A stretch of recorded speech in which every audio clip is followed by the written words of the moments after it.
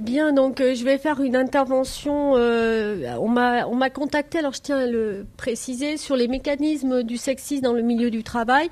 En fait, je vais surtout identifier, vous expliquer les mécanismes du sexisme qui s'activent particulièrement dans le monde du travail, mais qui s'activent également ailleurs. Donc, je suis Christine Mohamed-Sabel, donc je suis enseignant-chercheur et professeur à l'Université Lyon 2 en psychologie sociale. Ma spécialité de recherche, c'est les stéréotypes, préjugés, discrimination. Et en fait, je vais vous expliquer, parce que je pense que ce que je vais faire là, très vite, parce que j'ai peu de temps. J'espère que je serai à peu près assez claire en fait, ce que je vais vous présenter là peut être utilisé à titre de formation dans les entreprises. C'est-à-dire former les gens à comprendre quels sont les mécanismes psychosociaux derrière la question du sexisme, en fait. Voilà. Et après, je vous présenterai quelques éléments de réflexion, mais très rapidement, sur ces questions-là appliquées au travail en termes de recherche psychosociale. Donc, je suis très contente d'être ici, d'autant plus que j'ai mes 2 étudiants de Master PSA qui sont ici aussi. Donc, je suis très contente qu'ils soient venus. Je les félicite. Voilà. Donc, je vais commencer avec un plan d'intervention très rapidement en 2 temps. D'abord, vous expliquer donc la question des stéréotypes, des préjugés et discriminations, sachant que les violences sexistes ou sexuelles, c'est pas la même chose, mais c'est en lien, sont ces violences sur ce qu'on appelle des comportements. Donc qui s'appuient sur des préjugés. Donc je vais vous expliquer ces 3 termes et qui nous permettent de comprendre pourquoi on observe des violences sexistes dans le cadre, alors de manière générale et dans le cadre du travail plus particulièrement. Et parce que c'est très en lien avec les stéréotypes culturels associés aux normes du masculin et du féminin, notamment dans les rapports, ce qu'on appelle sociaux de sexe. Et puis, je vous donnerai quelques éléments de réflexion sur le contexte professionnel, ce que je pense qui est nécessaire de faire de manière générale. J'ai une 30aine de minutes, alors je vais essayer d'aller un petit peu rapidement. Alors, excusez-moi, j'ai mis... Parce que du coup, vous me voyez en train de faire ça, parce que mon diaporama, je ne le vois pas sur mon écran. Donc, je ne sais pas ce qui se passe. Je tape dessus. Non. Donc, vous permettez que je le mette sous PDF, comme ça, au moins, je pourrais lire ce que je dis. Voilà, il n'est pas en PDF. Voilà, petit détail. Je suis désolée. Avec moi, ce sera plus simple, il n'y a pas de pouvoir. Ah oui, là. Je suis désolée aussi, mais je leur ai expliqué aux collègues, là on s'est vu avant, je leur ai expliqué que je ne pouvais pas, j'ai l'habitude d'avoir un PowerPoint comme support, c'est mon outil de travail. Et on me dit, mais tu peux présenter autrement. Mais non, je m'aperçois que je ne peux pas présenter autrement. La preuve en est, ce n'est pas possible, quoi. Voilà, donc... Exact. Ouais, voilà. J'ai l'impression d'être sans rien voilà. Alors diffuser le diaporama, normalement, ça... Non, pas du tout. Paramètres. D'habitude, ça me fait pas ça, mais bon, c'est pas grave. Mode présentateur.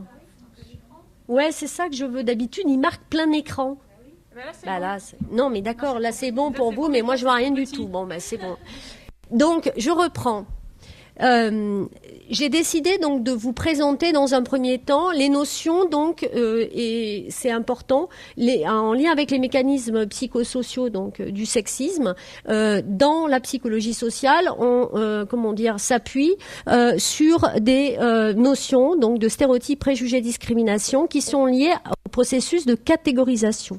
En d'autres termes, là, je vais vous expliquer très rapidement qu'est-ce que c'est que des stéréotypes, qu'est-ce que des préjugés, qu'est-ce que c'est que des discriminations et quel est le lien effectivement avec la question du sexisme. Alors, de manière générale, donc je rentre dans un mini-cours sur la cognition sociale. De manière générale, on a tendance, quand on traite l'information, des objets physiques ou des sujets, on va dire, des personnes, à catégoriser, on va dire, les gens qu'on rencontre, ce qu'on appelle la catégorisation sociale. Par exemple, si vous me rencontrez, en 3 millièmes de seconde, vous avez identifié entre guillemets, j'ai dit entre guillemets, mon âge et mon sexe. Oui.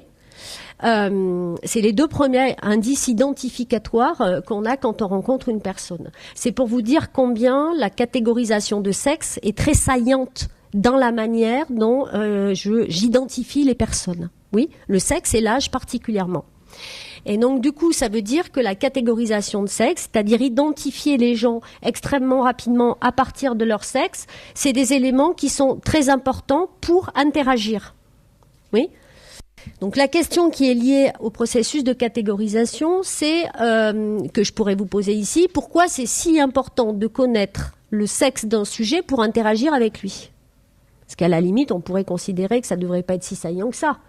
Mais ça veut dire aussi que socialement, comme le monde social est organisé à partir de la catégorisation de sexe, oui, eh bien, c'est quelque chose qui est très saillant du point de vue des interactions sociales. Ça, c'est la première chose que je voulais vous dire. C'est-à-dire, c'est pour ça qu'on a l'habitude de dire que la catégorisation de sexe, c'est un élément qui est à la fois pris dans le traitement de l'information sur les gens, hein, je rencontre quelqu'un, hop, ça s'active, et en même temps, c'est un élément qui est très saillant socialement, c'est-à-dire que le monde social est organisé autour donc de la catégorisation de sexe.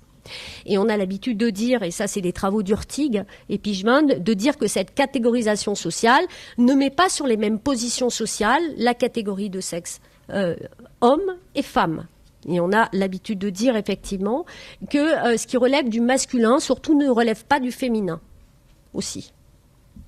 Alors, à l'origine, entre guillemets, des stéréotypes et des préjugés, il y a un processus de catégorisation. Ça, c'est de manière générale, qui amène le fait, c'est quand j'identifie une personne, je vais l'associer à une catégorie. Alors, je parle du sexe parce que ça nous concerne ici, mais ça l'âge, comme ça peut être l'appartenance nationale, comme ça peut être son appartenance professionnelle, j'ai tendance à catégoriser les gens, et notamment les gens avec qui j'ai des interactions, hein, pour la première fois ou pas. C'est-à-dire, par exemple, quand vous êtes enseignant, vous êtes dans une école, vous dites à quelqu'un, je vais rencontrer des parents d'élèves, ok, et quand il va y avoir la rencontre, il y aura deux groupes, finalement, il y aura les enseignants versus les parents d'élèves.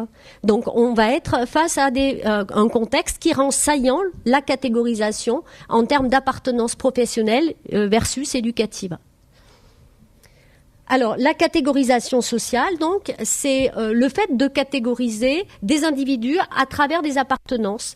Donc, dans la vie, donc le sexe, l'âge, les professions. Par exemple, quand quelqu'un me catégorise ou je dis « je suis fonctionnaire », eh bien, le fait de dire « je suis fonctionnaire », on va me catégoriser dans le groupe fonctionnaire, d'accord ? Et selon que la personne me perçoit comme fonctionnaire et elle-même fonctionnaire, donc c'est-à-dire faire partie de l'endogroupe, ou au contraire n'est pas fonctionnaire et autres, eh bien, donc c'est pour imager, parce que j'ai très peu de temps, mais qu'est-ce qui va se passer ?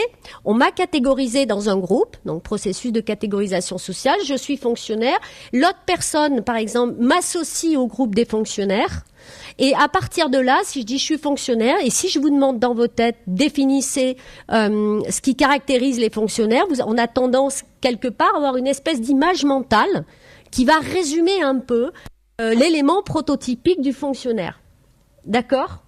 Alors, ce qui me fait doucement rire là, c'est que selon qu'on appartient au groupe fonctionnaire, ce qui peut être le cas ici, par exemple, ou alors, si on n'appartient pas au groupe fonctionnaire, les stéréotypes qui vont être associés, c'est-à-dire les éléments qui vont définir cette catégorie, dont je fais partie, par exemple, vont être en général et théoriquement des caractéristiques qui peuvent être, par exemple, positives. Et ça, du point de vue identitaire, c'est normal, puisque je suis dans le groupe des fonctionnaires. Donc, je vais avoir tendance à dire... Là, je rigole. Les fonctionnaires sont gentils, attentionnés, dévoués, serviables, ne comptent pas leur temps de travail. Vous voyez, je vais avoir tendance à dire ça. Voilà. Ça peut être vrai ou faux. Enfin, de manière générale, on s'en fout, en fait, hein. C'est que ça peut être vrai pour des personnes et pas vrai pour d'autres. C'est là, je vous fais rentrer dans les mécanismes, les stéréotypes. Et par contre, si je ne suis pas fonctionnaire et je m'amuse à faire ça avec mes étudiants, je leur dis, donnez-moi 5 mots, parce que c'est une des techniques de mesure de manière explicite les stéréotypes, donnez-moi 5 mots qui définissent pour vous les fonctionnaires. Et en général, d'une manière positive, je leur demande. Alors là, il y a un gros silence. Et je leur dis, est-ce que vous pouvez me donner des stéréotypes négatifs? Et là, par contre, je les vois bien qui sourient. Ça leur vient immédiatement à l'idée en termes de mots, d'image mentale. Et même d'image mentale, parce que les stéréotypes, c'est comme ça qu'on les appelle. Et donc, du coup, ça veut dire aussi que ça en dit long. C'est-à-dire quand on étudie les stéréotypes sur un groupe, donc de sexe, par exemple, ou autre, ça en dit long sur le type de rapport que ce groupe entretient. Et notamment, nous, on travaille sur le contenu des stéréotypes associés au féminin, au masculin. Et on travaille aussi sur les rôles et normes de sexe qui sont fondés sur ces éléments stéréotypés. Alors voilà, je vous ai mis, pour rappel, nous, processus de catégorisation sociale qui vont cristalliser des éléments prototypiques associés à une catégorie. Mais je crois que là, c'est bien passé pour le coup pour les fonctionnaires. Donc, vous voyez très bien ce que ça veut dire. Alors, la notion de stéréotype, pour le différencier avec les deux autres notions, la notion de stéréotype, je vous ai mis plusieurs définitions, mais celle qui la caractérise, les stéréotypes, c'est un ensemble de croyances en termes de traits de personnalité et ou de comportement qui sont associés à des membres d'un groupe social donné. Donc ça veut dire que les stéréotypes peuvent être positifs ou négatifs. Ce sont des éléments qui sont censés définir une catégorie. Ce n'est forcément pas vrai ou faux, c'est ça, des croyances, c'est-à-dire des constructions sociales qui sont associées à un groupe social. Alors évidemment, je parlais des fonctionnaires, justement, il y a 60 ans, les stéréotypes associés aux fonctionnaires étaient plutôt positifs, voilà, et maintenant, ils sont un peu moins positifs. Et c'est donc des croyances que ça évolue selon les relations sociales, selon les périodes socio-historiques, selon les enjeux sociaux et la valorisation d'ailleurs de certains groupes sociaux dans l'histoire à des moments donnés. Donc ce que je veux dire par là, c'est que les stéréotypes de sexe qui concernent des traits de personnalité et ou des comportements sont associés depuis par contre assez longtemps à la catégorie de sexe féminin et masculin. En d'autres termes, les stéréotypes de sexe, par exemple, on a des mesures, on a des échelles d'éléments de stéréotypes. Par exemple, c'est le fait que les femmes sont douces. J'énumère, parce qu'on les connaît, on les a contrôlées. Donc, les femmes sont douces, gentilles, aiment les enfants. Oui, ça fait partie des choses qui sont associées. Il y a aussi des stéréotypes négatifs. Par exemple, n'ont pas le sens de l'orientation, sont pas bonnes en mathématiques, moins bonnes en mathématiques, voire pas bonnes en mathématiques, puisque je travaille sur les mathématiques, moi, sont pas bonnes de manière générale en sciences dures, il y a des statistiques qui sont associées, sur beaucoup de traits de personnalité qui sont associés à la douceur, gentillesse, etc. Or, comme je dis à mes étudiants, forcément, il y a forcément des femmes qui sont gentilles et douces. Il y en a d'autres qui sont pas gentilles et douces. Voilà. C'est un peu l'exagération qui est associée. Pour le masculin aussi, on a des stéréotypes qu'on étudie beaucoup. Les stéréotypes qui sont associés au masculin, ça peut être leader, par exemple, ça peut être autoritaire, ça peut être compétitif, etc. Donc c'est rationnel aussi, logique aussi. Je dis ça parce que on voit tout de suite le lien entre le rapport aux mathématiques et le genre, du coup masculin, puisqu'on associe plus la rationalité et la logique chez les sujets masculins que féminins, de sexe masculin, de sexe social masculin-féminin. Ça me fait rire parce que la rationalité et la logique, je suis pas sûre que ça caractérise non plus tous les hommes. On est bien d'accord, Voilà. Et donc, ce que j'essaye de dire ici, en quelques mots, c'est que les stéréotypes, donc, c'est ce qui caractérise socialement une catégorie, c'est une construction sociale. Par contre, pour les hommes et les femmes, c'est la même chose. C'est-à-dire, c'est des ensembles de croyances à des moments T de l'histoire, on va dire, qui associent certaines caractéristiques personnologiques et comportementales associées au masculin, au féminin. Ici, on a bien évidemment conscience que toutes les femmes ne sont pas douces. Okay, sauf que c'est ce qui est associé au féminin. Alors là, j'attire votre attention parce que les stéréotypes vont éventuellement alimenter des préjugés. Deux choses sur les stéréotypes. On sait que les stéréotypes qui sont associés au masculin sont des stéréotypes qui sont plutôt socialement valorisés et professionnellement valorisés. Leader, agressivité, rationalité, etc. C'est aussi des choses qu'on valorise dans l'espace professionnel. Et on s'étonne par exemple qu'il y ait beaucoup de femmes sur les secteurs du care, mais quand on voit les stéréotypes associés au féminin, douceur, care, etc., aime parler, l'empathie, etc., bah, c'est un peu de l'œuf ou la poule, hein. C'est-à-dire, à force de dire, effectivement, une femme, ça doit être gentille, empathique, etc., bon, parfois, on obtient des stratégies d'orientation plus les métiers du care, par exemple. C'est ce qu'on observe, hein, évidemment. Alors là aussi, petit aparté sur les métiers du care, il y a plus de femmes, évidemment, par exemple, chez les infirmières, hein. Il y a plus d'infirmières que d'infirmiers. Par contre, j'ai des collègues dans le travail qui ont travaillé justement sur la souffrance dans le travail et notamment dans les métiers du care. Et j'attire juste votre attention sur le fait que on s'est aperçu en fait que les femmes qui étaient dans les métiers du care et notamment donc dans le soin, hein, l'aide aux personnes, étaient très lourdement exposées et encore plus que leurs collègues masculins. Pourquoi ?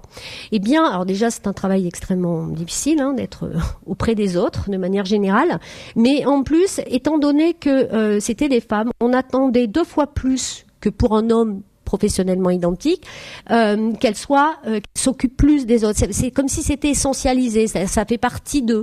Et donc elles ont un poids d'attente, notamment du point de vue des soignés, entre guillemets, des familles, qui semblait plus lourd, simplement parce que on s'est aperçu que pour l'homme soignant, on attendait aussi beaucoup de lui de technicité, oui, hein, parce qu'il y a technicité relationnelle hein, dans le métier du care. Donc on attendait logiquement plus de technicité, mais il y avait un peu moins d'attente par rapport au relationnel. Alors que pour les femmes soignantes, c'était une très forte attente par rapport au relationnel et beaucoup plus que ce qui est attendu professionnellement, bien sûr. Donc ça fait une charge, on va dire professionnelle, qui les expose évidemment à des risques psychosociaux, hein, de fait. Hein, voilà. Donc je fais cette petite aparté sur le cadre du travail pour vous montrer en quoi aussi ces questions de stéréotypes s'ancrent aussi hein, dans les processus d'orientation et aussi dans l'exposition effectivement au risque. Alors la deuxième chose, les préjugés. Donc là, c'est aussi. Alors j'ai une juriste à côté de moi, mais c'est de la définition psychosociale. Ce serait intéressant d'échanger là-dessus.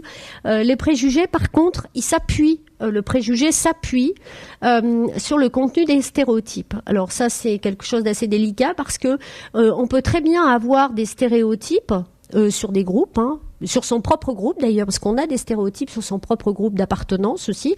Par exemple, je peux avoir des stéréotypes sur les Français, sur les Français. Je dis toujours en rigolant, parce que j'aime bien l'humour.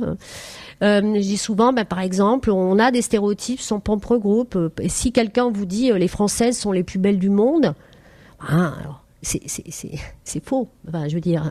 Il y en a qui sont belles, il y en a qui sont pas belles, hein, voilà. Mais si je dis les Françaises sont les plus belles du monde, ça ne me gêne pas. Vous voyez ce que je veux dire ? Parce que, voilà. Par contre, si on me dit un stéréotype négatif sur les Français sont sales, oui, ça va me vexer, ça va me toucher.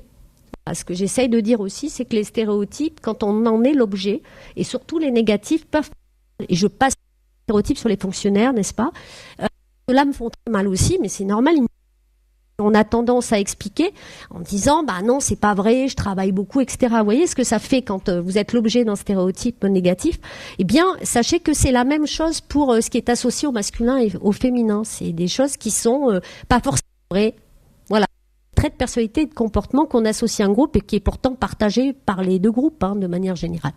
Alors là, le préjugé, lui, fait référence qu'on appelle au système évaluatif du sujet. C'est-à-dire que les préjugés dans l'acceptation la plus classique en psychosocial, un préjugé, donc c'est, je l'ai marqué là, un schème rigide, hein,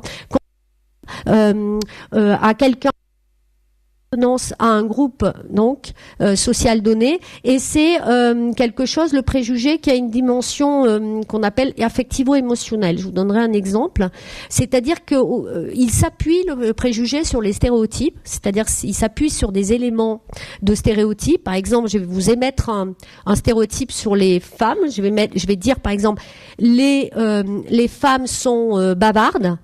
Là, je viens d'émettre un stéréotype sur un groupe, d'accord ? Et le préjugé, c'est quand je dis j'aime pas les femmes.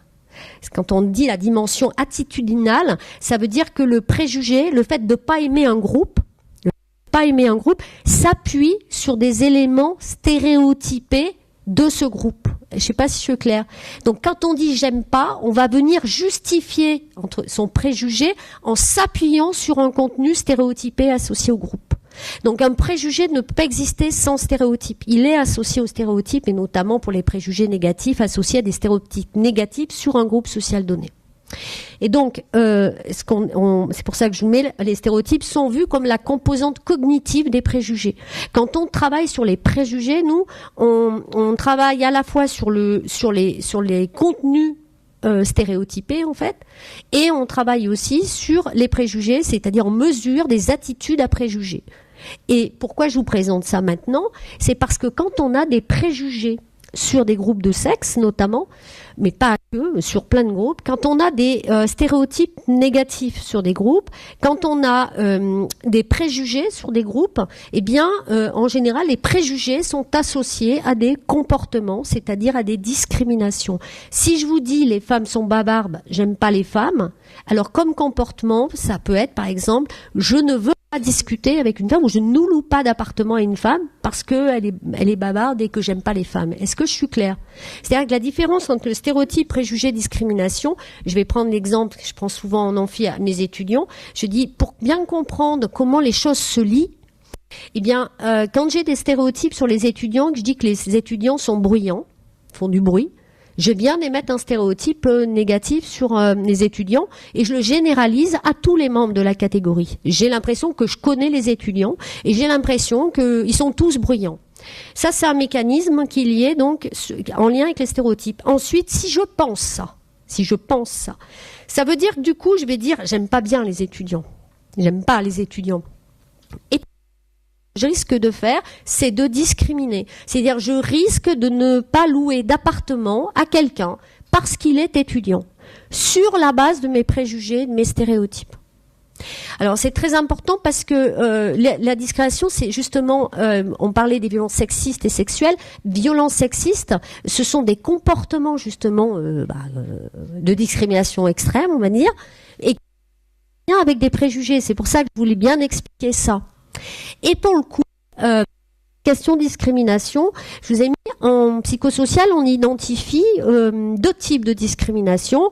Ce qu'on appelle la discrimination proprement dite, c'est-à-dire, je voulais marquer, une discrimination pour nous c'est un comportement observable, défavorable envers quelqu'un en raison de son appartenance à un groupe social donné.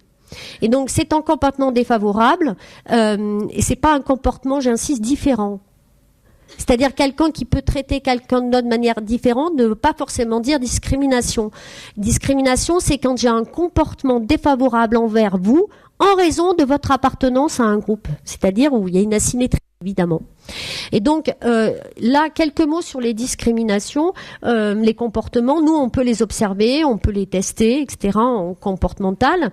Mais ce que je voulais dire, c'est que la personne qui a développé, qui s'appelle Alport, qui a écrit un ouvrage dans les années 50 sur la nature du préjugé, ça s'appelle, donc c'est aux États-Unis, a développé, pour vous rendre compte de comment on interprète la discrimination, a développé ce qu'on appelle une échelle de discrimination, c'est-à-dire en s'aidant à travers l'observation de ce qui s'est passé dans l'histoire, sur des comportements donc défavorables envers des groupes, il a identifié une échelle de discrimination qui est très large, c'est en lien avec l'histoire et qui est en forme de pilier de discrimination observable.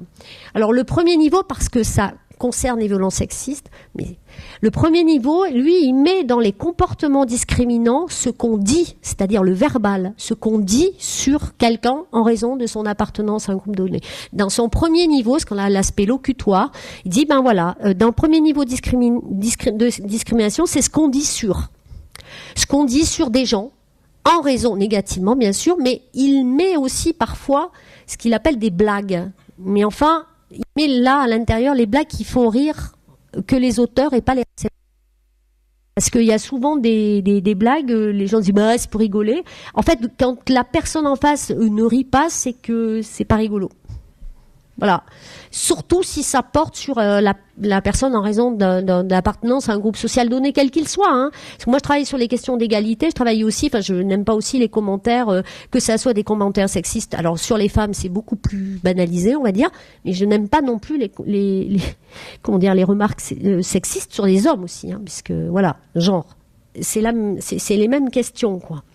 Et donc, du coup, ce qu'on dit sur un groupe social donné d'une manière négative et défavorable, voire en utilisant un humour qui ne fait rire donc que les récepteurs, que les émetteurs et pas les récepteurs, bien ça c'est un premier niveau de discrimination. Le deuxième niveau de discrimination, je fais des liens avec les questions de sexisme, c'est ce qu'on appelle chez Alport l'évitement.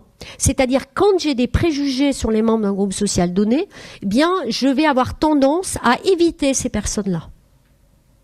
Alors je les évite, je veux pas les fréquenter, voilà. Alors bon, pour les femmes et les hommes, c'est difficile d'éviter la moitié de la planète, surtout ses parents, sa mère, son père. Vous voyez, c'est carrément d'éviter, je vais pas avoir de femme de ma vie, ça va être compliqué quand même.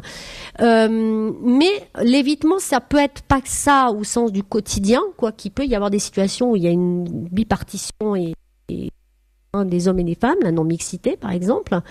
Mais ça peut être aussi, je ne veux pas travailler avec une femme aussi, vous voyez, d'évitement de non, je ne veux pas travailler avec une femme, ça m'intéresse pas, ou l'inverse, ou avec un homme, bien sûr. Mais là, je veux pas travailler avec une femme, ça serait bien le deuxième niveau, c'est-à-dire je refuse en raison d'interagir avec elle, de travailler avec elle parce qu'elle appartient à ce groupe social donné, quoi.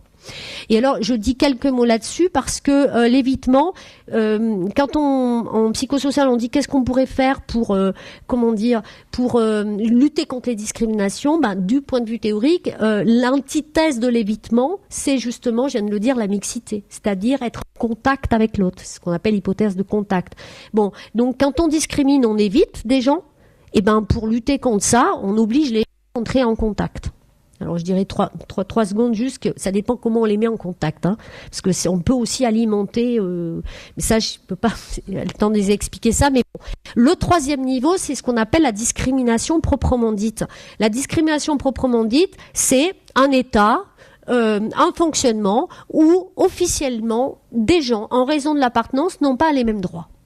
Voilà. Donc pour lutter contre ça, c'est la loi. C'est-à-dire, justement, s'il y a des lois discriminantes, l'inverse est, il doit y avoir des lois anti-discrimination. Comme Alport a regardé ça à travers l'histoire, Alport, par exemple, on peut citer des lois discriminantes, la ségrégation raciale aux États-Unis, l'apartheid en Afrique du Sud, et puis les lois antisémites de Pétain. Voilà. C'est-à-dire, là, vraiment, on officialise une discrimination.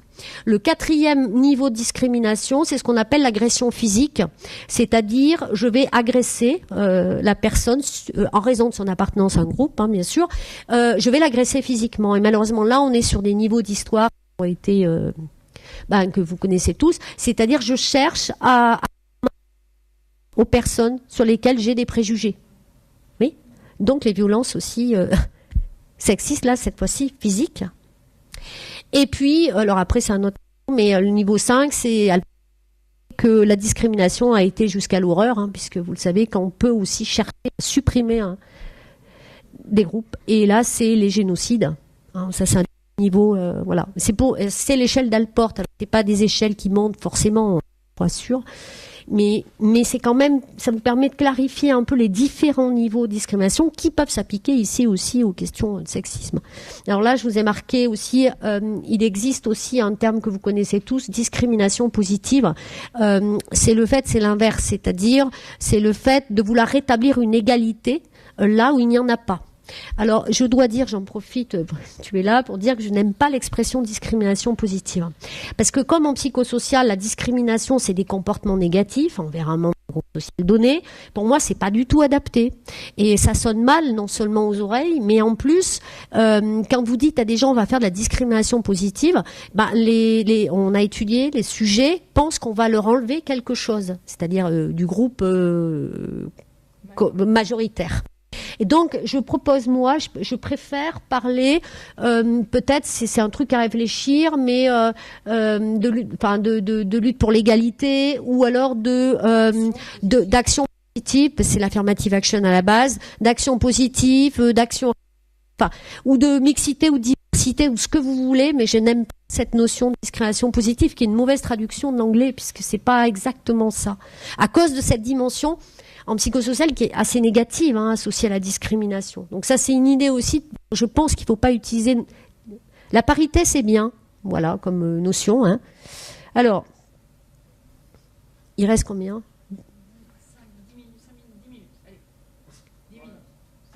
Je termine sur les stéréotypes, après je donne l'exemple, mais je pense à... J'aime bien faire ces formations parce que ça apporte aux gens, enfin, je veux dire, c'est même vous, enfin, personnellement, on est l'objet de stéréotypes aussi et parfois de préjugés, et c'est intéressant de connaître les mécanismes. Et là, pensez à ça, c'est un focus sur les questions de catégorie de sexe, c'est la même chose en application, hein.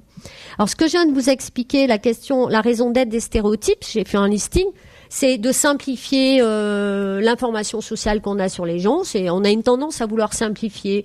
Ouais, mais tu sais, elle est chef d'entreprise, quoi. Hein, c'est pour résumer une information. Sauf que quand vous dites ça, par exemple, vous risquez d'activer des éléments stéréotypés.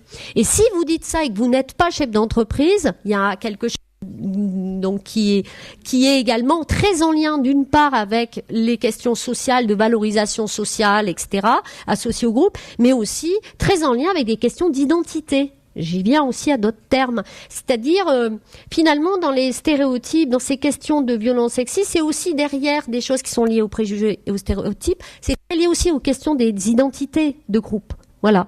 Et donc nous, on travaille beaucoup sur pourquoi les gens résistent à la prise en compte de la non-discrimination. Pourquoi c'est si difficile d'expliquer que c'est pas bien de rire de quelqu'un, par exemple, de plaisanter de quelqu'un parce que c'est une femme ou parce que c'est une personne handicapée, parce que voilà. Pourquoi c'est si dur de vouloir voir comment on travaille avec des personnes avec qui, par exemple, quand on travaille sur l'intégration de personnes, ce qu'on appelle issues des minorités dans le travail, ce qu'on dit en général, c'est faut pas travailler sur comment on va accueillir une femme dans un groupe d'hommes, c'est ridicule, vous activez des catégorisations.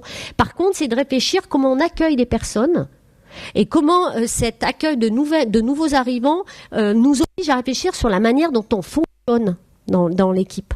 Et ça, c'est intéressant, je trouve. C'est-à-dire, il suffit pas de dire on va prendre une femme, mais ou une personne handicapée, etc. C'est de se poser la question, on va accueillir des nouvelles personnes.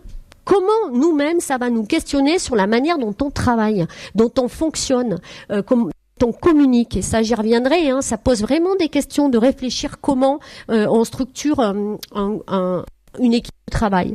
Alors, dernière chose là-dessus, pourquoi c'est si difficile de faire changer des gens qui ont des stéréotypes et voire des préjugés sur les femmes ou sur d'autres groupes en disant, par exemple, quelqu'un qui vous dit je veux pas travailler avec des femmes, c'est nul, les femmes sont nulles, moi je veux pas embaucher de femmes. Et alors vous lui dites mais enfin Roger, tu dis n'importe quoi, j'invente, hein, mais ta mère est mécanicienne. Non, mais parce qu'on n'est pas des fois à une contradiction près, hein, voilà. Alors dire, mais Roger, ta mère est mécanicienne, tu me dis que les femmes, ça peut pas faire de mécanique, et en plus tu me dis que tu veux pas embaucher des femmes. Donc là, déjà, il n'a pas le droit, hein, normalement, de le dire, hein, parce que c'est discriminant. Mais au-delà de ça, vous discutez, voilà, à bâton rompu avec Roger, vous lui dites, mais enfin, ta mère était mécanicienne, quoi. Et alors il vous regarde et il vous dit, ah ouais, mais ma mère c'est pas pareil. C'est l'exception qui confirme la règle. C'est-à-dire que la personne envie, vous venez de lui donner un contre-stéréotype, vous venez de lui dire, mais il ne veut pas dire ça, ta mère était... Et en fait, il va chercher à protéger sa manière de voir les choses, et du coup, il va pas forcément changer, puisque l'exception confirme la règle.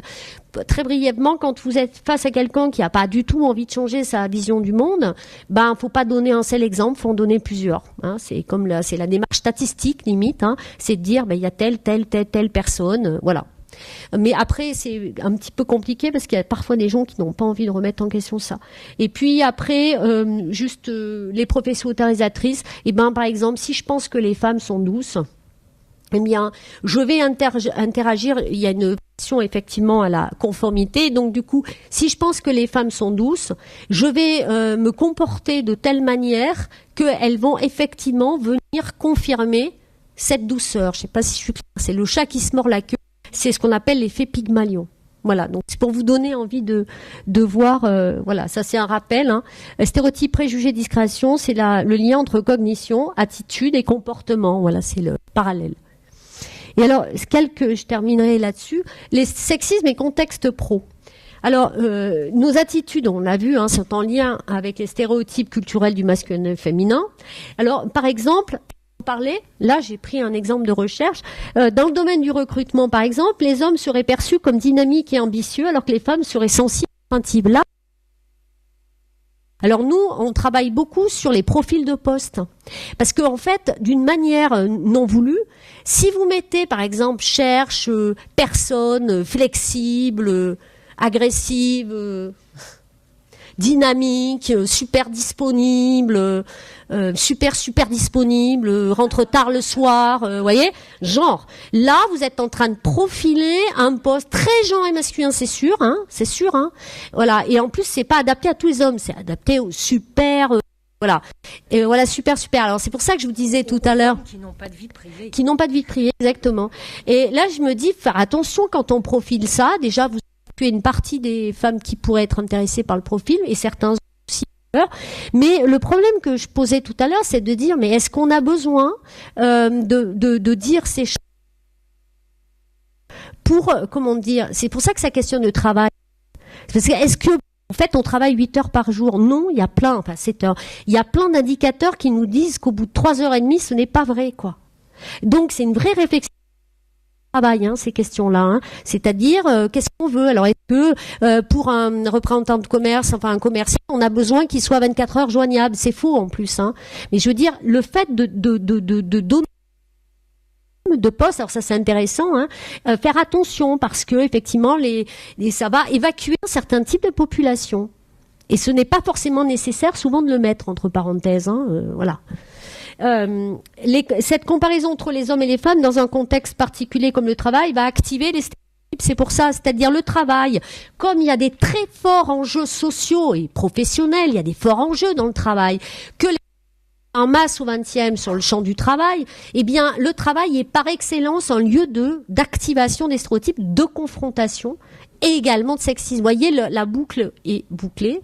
Et alors, j'ai mis donc les stéréotypes négatifs vis-à-vis des femmes ont développé donc envers elles un préjugé, une attitude négative de type ambivalent. Alors, je vous explique. Ce préjugé qu'on retrouve beaucoup dans le travail, il y a 2 types de sexisme. Le sexisme qu'on appelle hostile, sexisme bienveillant. Le sexisme hostile, c'est le classique que tout le monde connaît, c'est j'aime pas les femmes, je pas travailler avec elles sont nulles. Bon.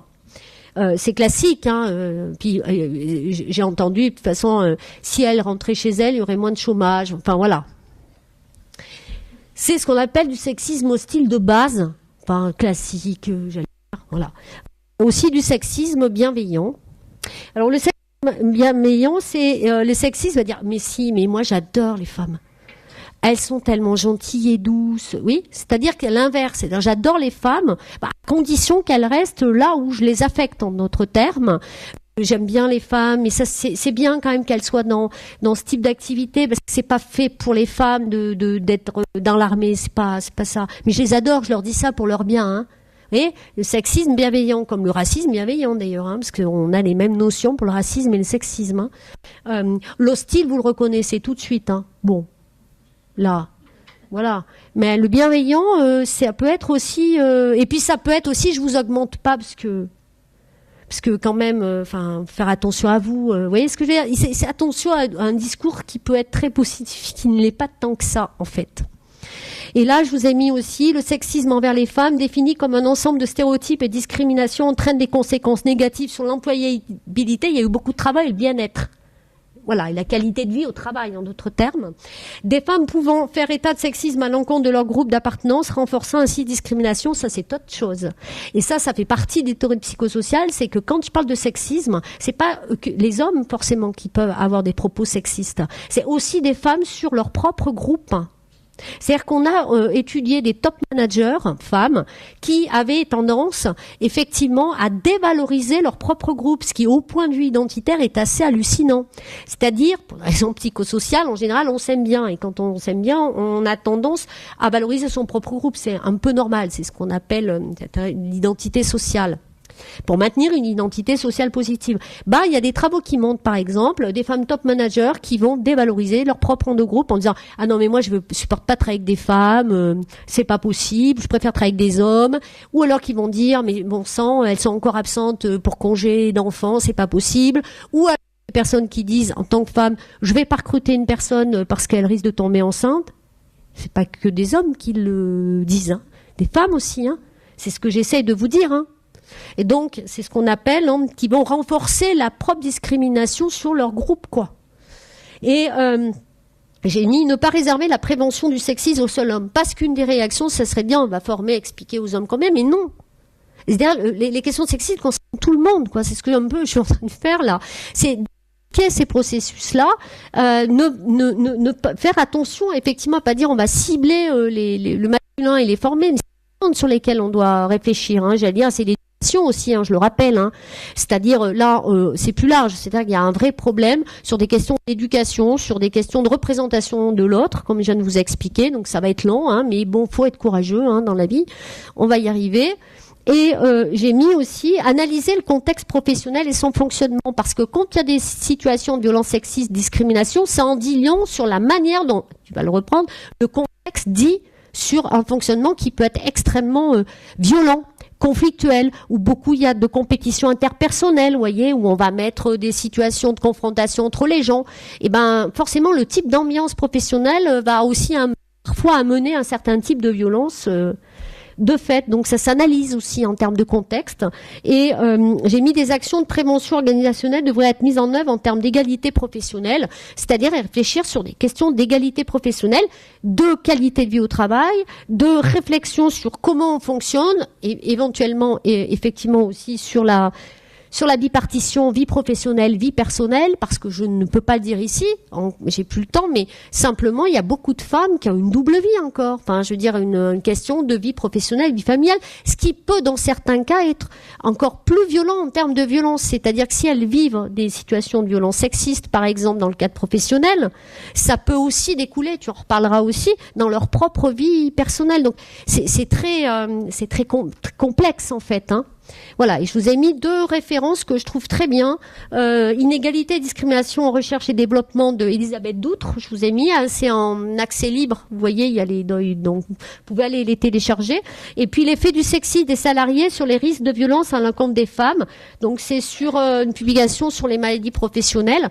Ces 2 articles, j'ai seulement 2, si vous devez les lire, ces 2 sont très intéressants, quoi. Voilà, sur ces questions de sexisme au travail. Mais je voulais vous montrer les mécanismes et combien c'est lié effectivement à des croyances et il y a des processus de catégorisation. Donc les discriminations, c'est pas bien.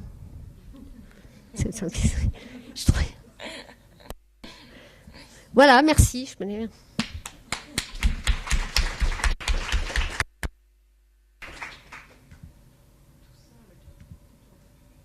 Ouais.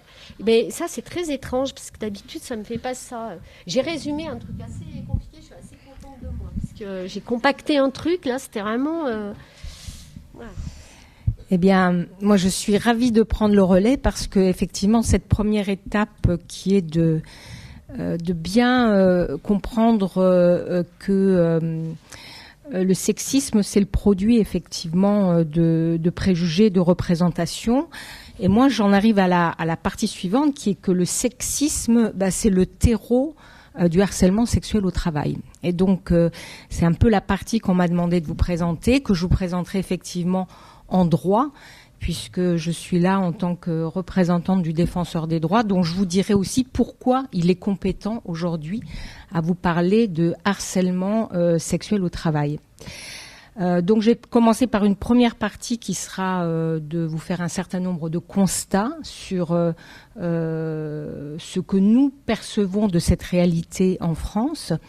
La deuxième partie sera plus centrée sur une définition précise en droit de ce qu'est le harcèlement sexuel au travail et de ce qu'il n'est pas. Et puis après, on pourra peut-être avoir encore quelques échanges sur les mesures de prévention qu'il convient de prendre. Et là, peut-être, je repasserai la parole aux représentants de la ville de Lyon, puisque dans ce territoire, on a décidé de s'attaquer à cette question à bras-le-corps et de mettre en œuvre un certain nombre de réponses à ça. Alors, si vous en êtes d'accord, moi, je vous proposerais peut-être qu'on travaille un peu en interactivité et que je vous soumette un certain nombre de questions préalables auxquelles je vais vous faire régulièrement une succession d'affirmations. Et ce qui m'intéresserait, c'est que vous leviez la main pour dire « je suis d'accord ». Et ça nous permettra peut-être collectivement de poser quelques éléments de cadrage et là aussi de faire tomber un certain nombre de représentation que nous avons de ces questions. Et je vous rassure tout de suite en vous disant que cet exercice, je l'ai fait avec tout le réseau des inspecteurs du travail de la région et ils se sont aussi pas mal plantés.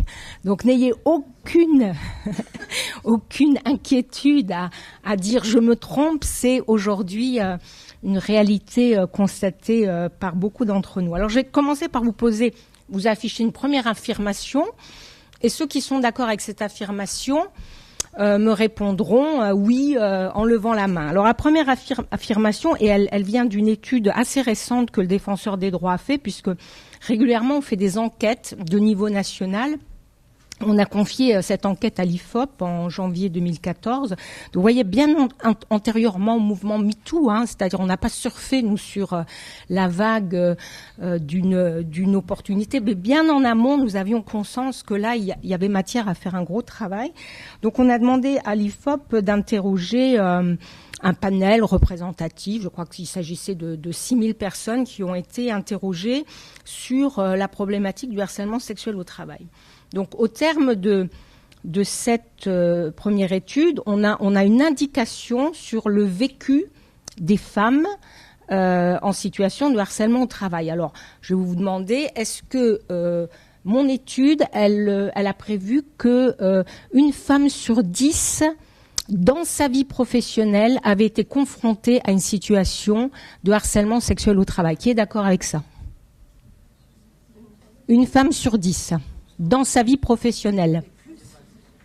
Alors, qui est d'accord avec ça? Qui n'est pas d'accord? Et pourquoi? Parce que vous pensez que c'est moins? C'est plus.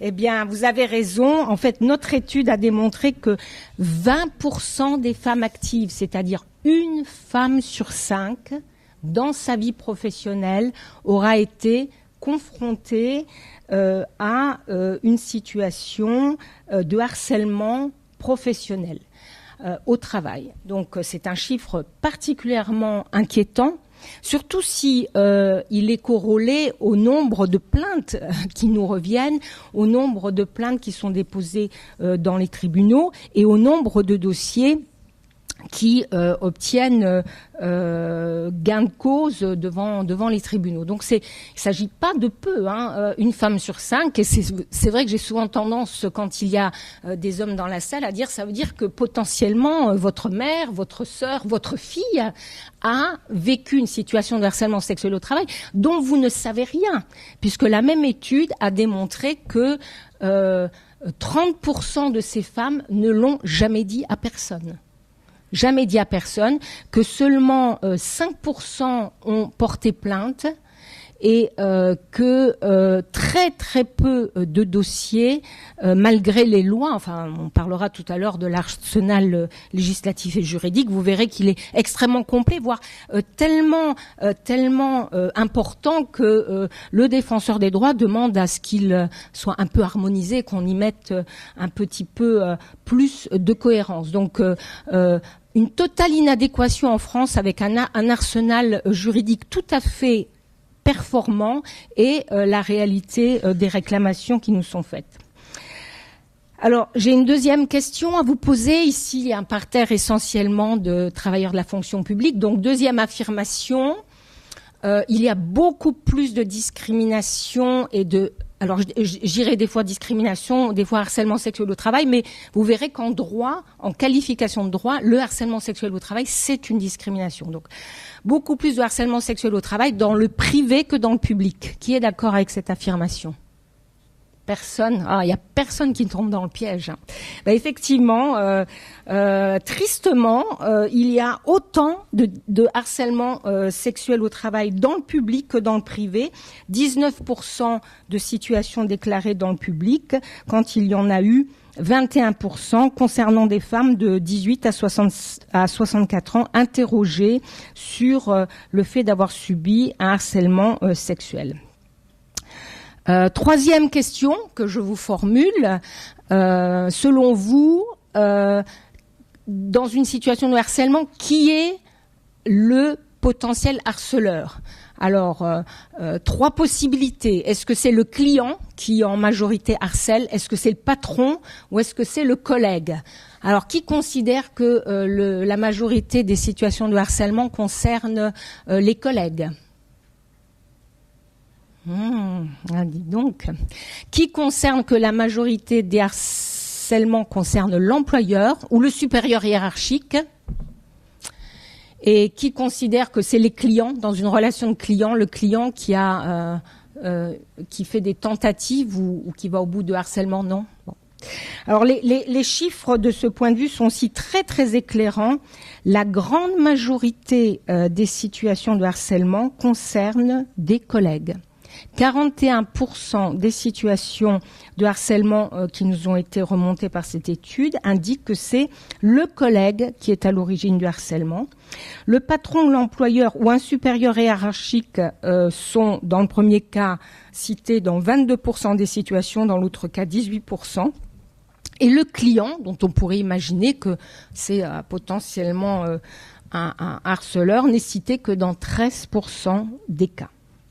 Donc voilà un certain nombre d'éléments qu'il nous paraissait important en préambule de porter à votre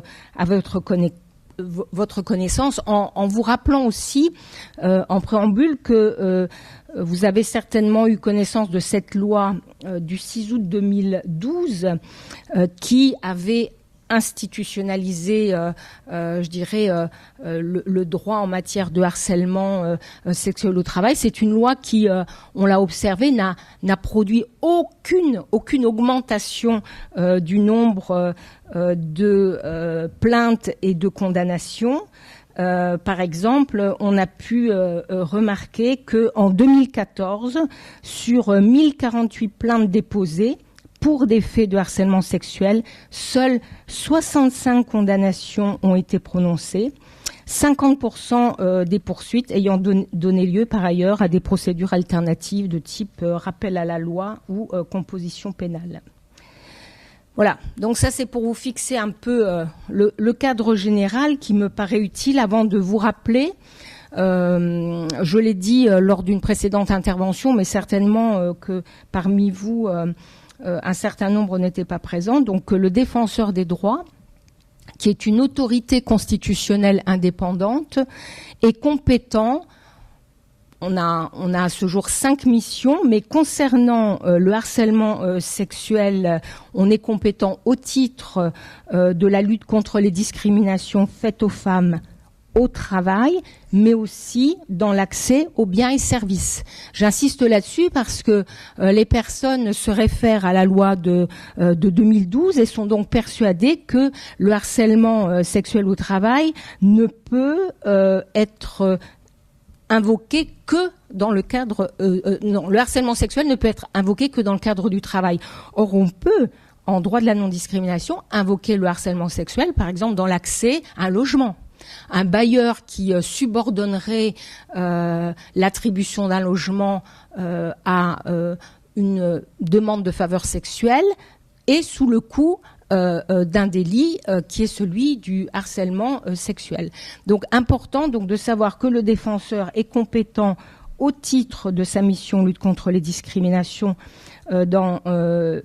concernant le travail, mais aussi dans l'accès aux biens et aux services. Et on est aussi compétent à un autre titre, c'est dans le cadre de notre mission de défense des droits et libertés des usagers dans leurs relations avec les services publics. À ce titre-là aussi, on peut saisir le défenseur des droits si on a été l'objet de harcèlement. Et nous le sommes aussi concernant les forces de sécurité et les magistrats, puisque nous sommes compétents pour nous assurer de la déontologie des services de sécurité. Par exemple, si vous allez déposer plainte dans un commissariat pour harcèlement sexuel ou même pour violence sexuelle et qu'on refuse de déposer votre plainte, le défenseur des droits est compétent pour traiter votre demande.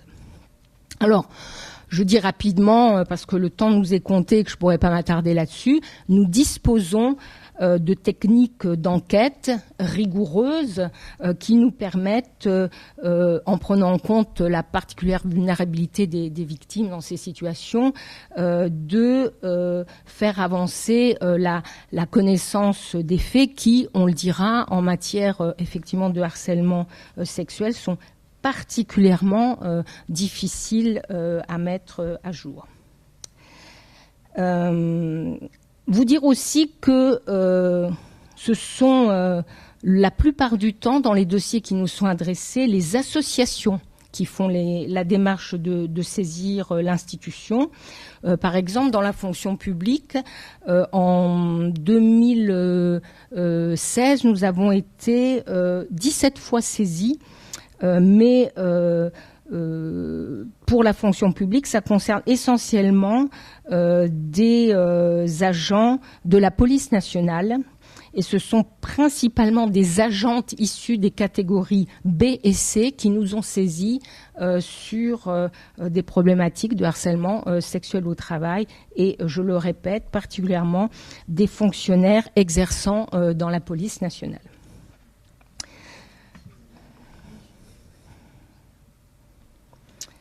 Alors, j'en viens à la partie qui est celle du cadre juridique. Alors, peut-être n'en avez-vous pas le souvenir. Il y avait eu une proposition donc d'adaptation de la notion de harcèlement sexuel qui avait été en 2012 abrogée par le Conseil constitutionnel parce que la notion de harcèlement sexuel était vécue comme extrêmement imprécise dans sa rédaction. Et à l'époque, c'était Najat Vallaud-Belkacem qui était ministre à l'égalité femmes-hommes. Et donc, à cette époque, la ministre a sollicité l'avis du défenseur des droits, puisque nous sommes légitimes chaque fois qu'une question qui a à voir avec notre compétence est abordée dans le cadre d'une loi, d'un règlement, il est tout à fait, je dirais même obligatoire de solliciter l'avis du défenseur des droits. Donc, à cette époque, on a complètement revu les définitions en droit de harcèlement sexuel et des sanctions qui y sont attachées. Et donc, le législateur a décidé à cette époque d'appréhender la question du harcèlement sexuel de manière beaucoup plus large, puisque précédemment, dans la première définition, il fallait, pour qu'il y ait harcèlement sexuel identifié, qu'il y ait la volonté d'obtenir les faveurs sexuelles d'une personne. Aujourd'hui, la volonté directe d'obtenir les faveurs sexuelles n'est plus je dirais une question préalable pour qu'on puisse considérer qu'on est devant une situation de harcèlement sexuel. En matière de droit, le code pénal, le code du travail et la loi du 13 juillet 1983 qui organise les droits et obligations des fonctionnaires sont construits sur le même modèle en matière de définition du harcèlement sexuel au travail. Et en gros, aujourd'hui, il y a deux définitions du harcèlement sexuel. Et ça va être la partie suivante qu'on va aborder. Et si vous le permettez, sur laquelle aussi on va œuvrer à voir si, à partir d'une question ou deux questions que je vais vous poser, on est d'accord sur la manière d'appréhender cette question. Alors, si je vous dis, ma fille est rentrée de son stage et elle est très contrariée parce que le premier jour du stage, son chef lui a dit « Jolie jupe, ça vous va bien, ça vous fait des jolies fesses ». Et ma fille m'a dit, maman, c'est insupportable, je veux déposer plainte pour harcèlement sexuel au travail. Qu'est-ce que je lui réponds? Moi qui peux lui faire une réponse en droit. Donc, est-ce que si le premier jour de son stage, son responsable de stage lui fait une observation de cette nature, on peut considérer que les conditions sont réunies pour qu'il y ait harcèlement sexuel au travail? Alors, vous dites que non. Qui dit que non? Et pourquoi? Très bien, très bien, très bien. Donc, la première définition du harcèlement sexuel nécessite en droit qu'il y ait effectivement répétition. Répétition ne voulant pas dire qu'il sera autorisé à le faire pendant 3 mois. 2 fois suffisent. 2 fois suffisent. La répétition, c'est répéter 2 fois. Donc, en droit, il faut que vous reteniez que pour qu'il y ait définition du harcèlement sexuel, il faut qu'il y ait des propos ou des comportements à connotation sexuelle, des propos ou des comportements à connotation sexuelle répétés, et que ces propos ou comportements à connotation sexuelle répétés portent atteinte à la dignité en raison de leur caractère dégradant ou humiliant, ou créent une ambiance, une situation intimidante, hostile ou offensante. Voilà, ça c'est... Pardon ? Tout ce qui a été rajouté au-delà de propos sexistes, c'est du blabla, parce qu'à partir du moment où un homme se permet ça pour quelqu'un, on peut dire qu'il y a harcèlement. Et on ne reçoit pas ce genre de choses. Oui, non, mais en tout cas... Oui. Mais il faut... Alors, non, je pense que le législateur a eu une volonté très précise en indiquant qu'il fallait que ça crée une situation intimidante, hostile ou offensante, parce que c'était aussi une manière de contrecarrer cette conviction que beaucoup ont chevillée au cœur, et que ce genre de loi est une loi liberticide qui produit l'interdiction des relations de séduction. C'est-à-dire que c'est des lois ignobles qui font que tout d'un coup, ce merveilleux esprit français, vous savez, cet esprit de séduction va être cassé. Ce que dit ce texte, c'est que pour qu'il y ait harcèlement, il faut que la personne ne soit pas consentante. Il faut qu'elle l'exprime, et elle peut l'exprimer de manière très neutre. Elle n'est pas obligée de lui casser la gueule, elle n'est pas obligée de l'insulter, elle n'est pas obligée de...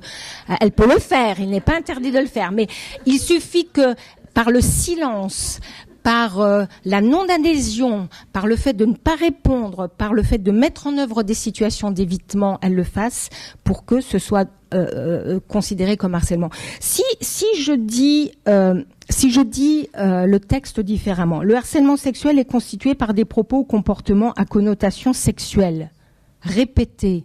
Mais si la personne est consentante, si la personne est favorable, ce n'est plus du harcèlement. Mais c'est une notion importante. Oui, mais il faut donc que ça porte atteinte à sa dignité, que cette personne considère que les propos qui lui ont été adressés étaient dégradants, humiliants, qu'il crée une situation intimidante, hostile ou offensante pour que cela devienne une situation de harcèlement sexuel caractérisé. Alors, plusieurs exemples. Les formes les plus fréquentes sont verbales, les plaisanteries obscènes, les compliments appuyés, les critiques insistantes sur le physique, c'est-à-dire il n'y a pas que le compliment. Dire à une personne des choses désobligeantes, c'est aussi quand ça porte sur son physique et que ça produit qu'elles ont un caractère dégradant et humiliant, ça peut aussi être considéré comme du harcèlement sexuel. Faire des observations sur le comportement, sur la tenue vestimentaire, ou alors des questions intrusives adressées à la personne sur sa vie sexuelle, ou alors lui faire des confidences impudiques sur sa propre sur sa propre vie sexuelle et amoureuse, ou alors dénigrer le conjoint de la personne harcelée, ou tout simplement, ce qu'on voit souvent, créer la volonté de créer une intimité inadaptée, une intimité incongrue. Qui n'a pas vécu cette situation d'une personne qui vient, on est en train de travailler, puis qui s'approche, qui par-dessus votre épaule se colle de manière insistante. Voilà, ça, aujourd'hui, en droit, on peut, si on le vit comme étant une situation qui porte atteinte à votre dignité, qu'on sent comme étant une atteinte qui intimide, qui est hostile, qui est offensante, en droit, c'est reconnu comme une situation de harcèlement sexuel. Les faits, ils peuvent s'exprimer... Pardon ? Alors j'y viendrai. Maintenant, si vous le souhaitez, effectivement, je peux répondre tout de suite. C'est une question hyper importante que vous posez, parce que en droit, ça montre à quel point il est important de le traiter en droit de la non-discrimination. Le droit de la non-discrimination, au moins au civil, c'est-à-dire devant une juridiction administrative ou devant une juridiction prud'homale, quand on introduit le dossier en droit de la non-discrimination, il y a ce qu'on appelle l'aménagement de la charge de la preuve. C'est-à-dire que une personne ayant été l'objet de harcèlement sexuel au travail, devant une juridiction civile, elle n'aura pas, elle, l'obligation de produire des faits prouvant le harcèlement. C'est celui qui est mis en cause, c'est la personne qui est mise en cause qui aura l'obligation de prouver qu'elle n'a pas commis ces faits. Donc il y a aujourd'hui, et heureusement, une adaptation du droit qui donne un peu plus d'armes aux victimes. Ça vaut au civil. Au pénal, ça n'est pas possible. Au pénal, puisque le droit pénal en France est construit sur la présomption d'innocence, c'est toujours à la victime d'apporter la preuve. Par contre, au pénal, on peut apporter des preuves par tout moyen. C'est-à-dire qu'au pénal, on n'a pas, effectivement, on doit prouver, on doit amener des faits qui corroborent qu'on a été victime. Et par exemple, on peut amener un enregistrement à l'insu de la personne, ce qu'on ne peut pas faire au civil. Donc, très important d'apporter ces éléments. Mais effectivement, c'est une des immenses difficultés que le défenseur des droits a signalé et sur lequel, d'ailleurs, on se bat. Par exemple, nous, on se bat auprès du législateur pour que même au civil, des preuves par tout moyen, des preuves qui seraient l'enregistrement à l'insu, puissent être reconnues, puisque souvent le harcèlement sexuel, il s'opère dans un huis clos oppressant entre le prédateur et sa victime. Et il lui est souvent très très difficile d'apporter, au pénal en tout cas, des éléments qui démontrent la matérialité des faits, mais encore plus au civil, si au civil on n'a pas la possibilité d'apporter ce type de preuves. Donc par exemple, voilà, une de nos batailles aujourd'hui est d'obtenir que tout moyen de preuve, soit-il un enregistrement à l'insu, puisse être porté à la connaissance du juge. Pour revenir sur le propos que j'indiquais préalablement, il n'est pas toujours obligatoire que les choses s'expriment en mots. Des signes non verbaux et des comportements, des attitudes peuvent aussi explicitement être assimilés à du harcèlement sexuel au travail. Par exemple, dévisager de manière insistante, détailler, déshabiller du regard la personne, siffler, adopter une gestuelle à connotation sexuelle. Je vois qu'il y a des acquiescements, c'est semble-t-il des expériences qui parlent à certains ou certaines d'entre vous. Imposer continuellement sa présence hors des nécessités professionnelles, rechercher une promiscuité physique, par exemple, vouloir obligatoirement faire la bise à des collègues, alors même que ces collègues ne le souhaitent pas et préfèrent serrer la main, peut, à répétition, et si ça va à l'encontre de la volonté de la personne, être considéré comme harcèlement sexuel au travail. Se positionner physiquement de façon à ce que la personne n'ait pas d'issue physique, bloquée dans le couloir, par exemple, de toute sa présence, la possibilité de sortir. Faire des gestes de réajustement de la coiffure ou des vêtements. Etc., etc., etc. Voilà aussi des gestes qui peuvent être reconnus comme des actes justifiant du harcèlement sexuel. Alors la loi n'exige pas que la victime ait fait connaître de façon expresse et explicite à l'auteur des faits qu'elle n'était pas consentante. Le terme d'imposer, écrit dans les textes, signifie que les agissements sont subis et non souhaités par la personne. Je vous l'ai dit tout à l'heure, le silence, une gêne manifeste, des conduites d'évitement suffisent à caractériser que vous n'êtes pas consentante, que vous n'êtes pas consentant au harcèlement qu'on vous impose. Je terminerai en vous donnant la deuxième définition du harcèlement sexuel. Donc, je viens de vous donner la première définition qui nécessite une répétition, mais dans certains cas, le harcèlement sexuel peut résulter de la commission d'un seul acte. D'un seul acte, et c'est lorsque le harcèlement sexuel, même non répété,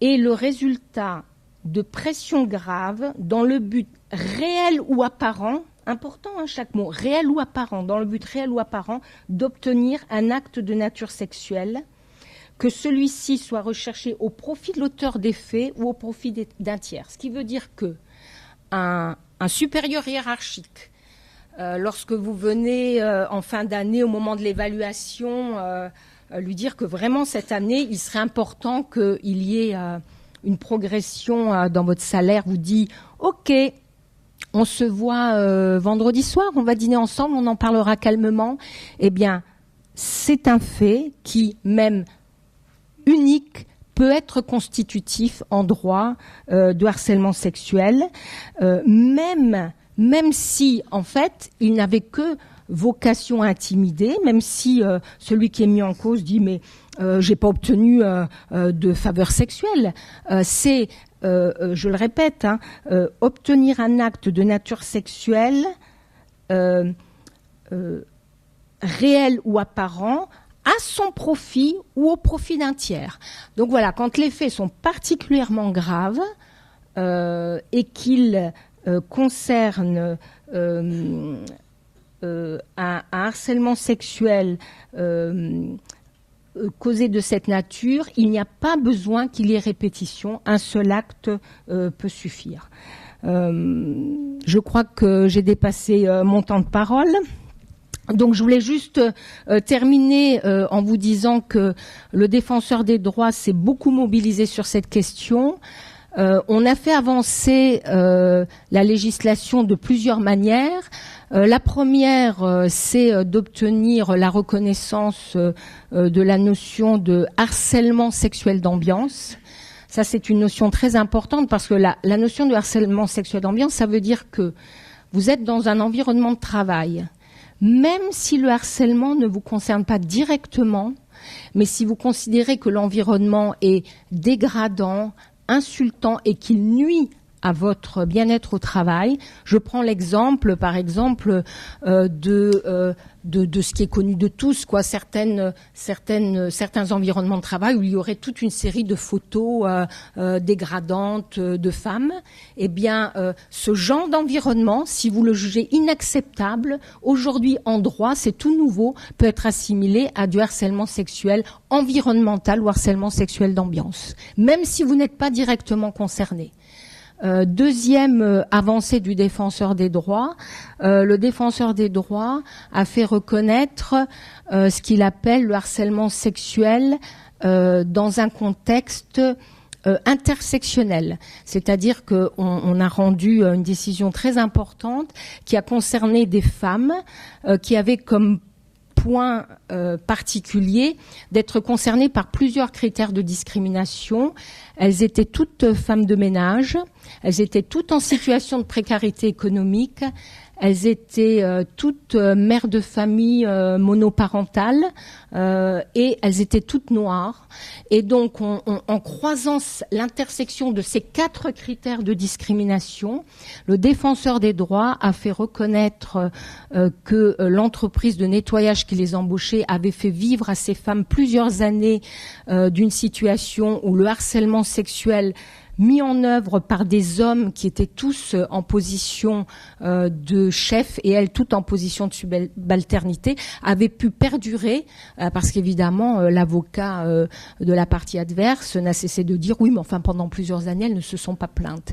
Et donc les conditions ont fait que on a réussi à faire reconnaître une discrimination intersectionnelle sur un terreau d'environnement sexiste. Pour la petite histoire, ce dossier plaidé au prud'homme a permis que ces 4 femmes obtiennent une indemnité d'un équivalent pratiquement de 500 000 euros. À 4, mais bon, 500 000 euros elles ont obtenu. Voilà, je vous remercie. Sur quand même ce qui me paraît être une bonne nouvelle.